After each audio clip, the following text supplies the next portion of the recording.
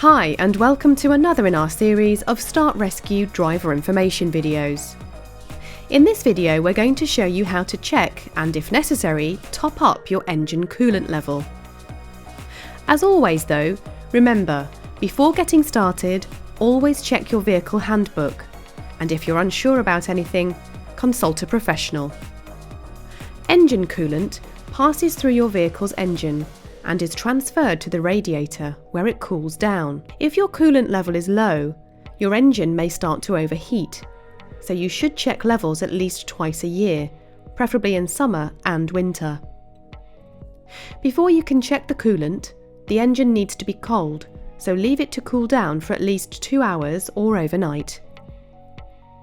Opening the coolant when the car is running or just turned off could result in hot steam being released. The coolant tank is not always in the same place in all vehicles, so read your vehicle handbook if you are not sure where it is.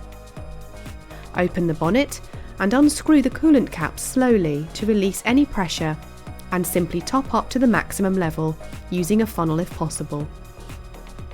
Correct coolant mixture can be purchased from motoring suppliers and petrol stations, so make sure you buy a suitable type in the correct colour.